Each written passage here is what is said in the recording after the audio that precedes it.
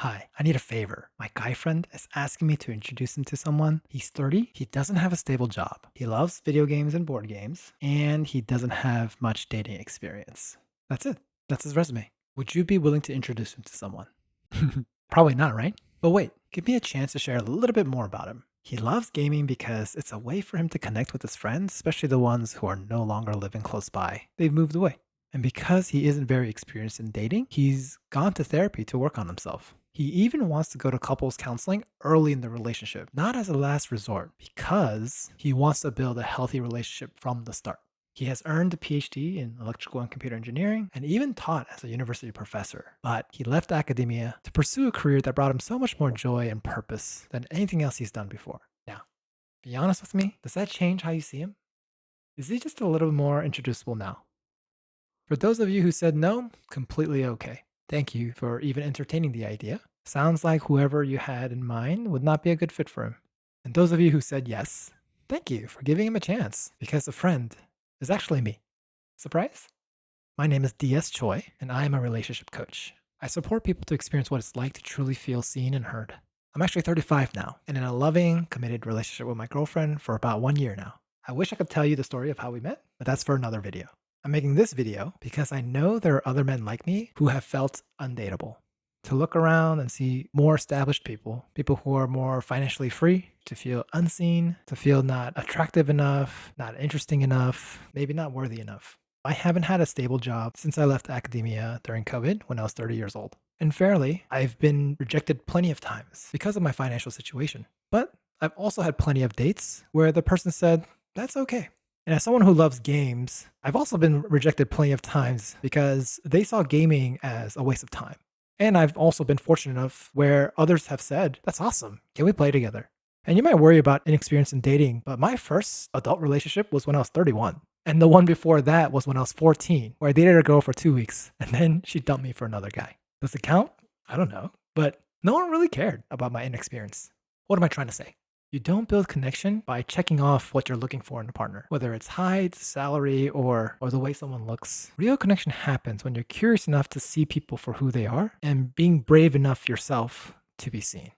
What would that be like for you to be seen just as you are? To feel genuine connection with someone who truly gets you. If you're wondering how to do that, to connect from a real, genuine place, here are 3 tips that might help. Tip 1, be gently curious, not judgmental. The scariest part of dating is not the rejection.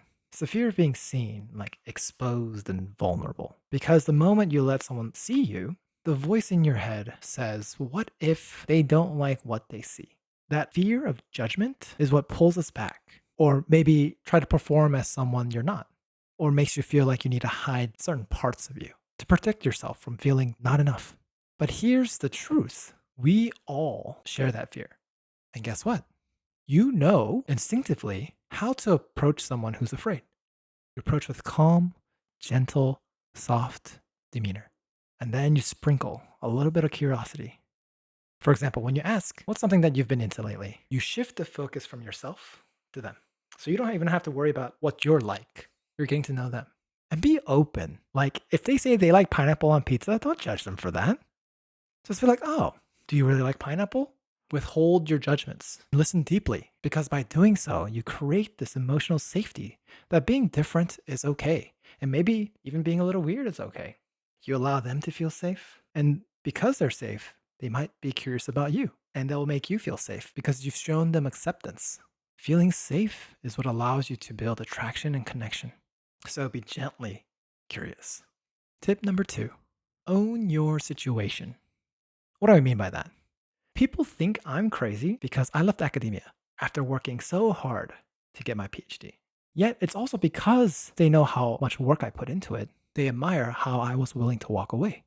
And I walked away because academia did not fulfill me. It made sense for me to pursue something that did. And that could make me feel insecure about my stage of life, that I feel like I'm starting something new at my 30s. But you can substitute that with anything else. Whether it's your job situation, your dating experience, something that happened in your past. You don't need to hide it.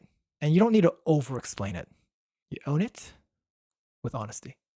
Confidence doesn't come from having it all figured out, it comes from owning who you are. A perfect example of this is in 8 Mile with Eminem. I don't know if you've ever seen that movie. If you haven't seen it, there's a scene you can look up. It's the final rap battle. And Eminem's friend, he asks him, he's like, aren't you worried what your opponent is going to say about you? About your mom? About your girlfriend sleeping with another guy? About getting beat up? Losing a fist fight? And Eminem takes that in. And he uses that information in his final rap battle. He openly admits all the embarrassing things that's going on in his life. And what happened is that by doing so, he's taking ammunition away from his opponent because by sharing it and owning it himself, he's telling his opponent he doesn't feel any shame from it. At the end, he tells his opponent, tell me something I don't know about. It was badass. And spoiler alert, he won. And we might feel like Eminem's friend. You might feel like there's so much ammunition to use against you. Be honest with me, when you heard in the beginning of the video about my friend who didn't have a stable job, what's the first thought that came up to your mind? Is he lazy? Add on to it, he likes video games? Is he addicted? Is that why he can't find a stable job? Inexperienced with dating? Is he socially awkward? Which is why he plays video games, right? Like, there's all these things, all these assumptions you make, mostly negative about this person. You may be right and you may be wrong. You don't know. But what did I do? I gave you a little bit more information. Like when I shared that he was pursuing a career that brought him more joy and purpose than anything he's ever done. That might have resonated with you. You might have even felt like rooting for him. Maybe when I shared about him playing video games to connect with his friends, a little bit of you understood what it's like to lose friends when they move away. You understand that there's more to this human being than some label. The more you own your situation, the more you can be honest, you become more relatable. And you get to demonstrate a form of confidence where you're basically saying you'll be okay despite the circumstance. Despite it not being ideal, I'm okay. I'm good. Now, tip number 3, build connection. You might have heard it said that you need to find the right person. And yes, there is some truth to that because you have to meet them. You have to come across them. But finding someone to date and building connection with someone are two very different things. A date can be found, yes, but a connection is built through sharing life, stories, and experiences together. I don't know if you know Thoraya. She's someone I've been following from a long time ago, and she's recently been doing a series called Can I Walk With You? And she asked strangers in New York to walk with them, to go wherever their destination is, and just to have a conversation, to get to know their life, what brings them to New York. And it's such a wholesome conversation. Watching it makes me feel connected to that person. Like I feel privileged to get to hear their life story.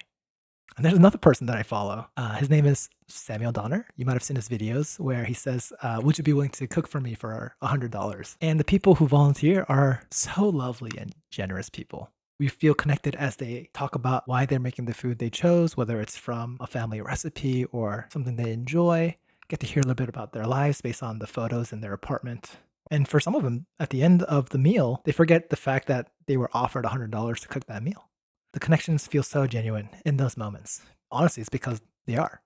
So wherever you are in your dating journey, whether you've been single for years or you're scared to try again, remember this. You really don't have to have it all figured out. You don't need the perfect job, the perfect body, or even the perfect story. You just need to be real. Some might say breathing, because the right connection does not require perfection. It requires your presence, who you are. And if this message resonated with you, drop a comment below. Maybe you've tried one of these tips before. I hope it went surprisingly well, but it might have unfortunately gone wrong. Tell me about it. If you want to see more videos about building healthy, real relationships, please support me by subscribing to this channel. I'm DS Choi. Thank you for letting me share a little bit of my story with you. I hope to see you in the next one. Bye-bye.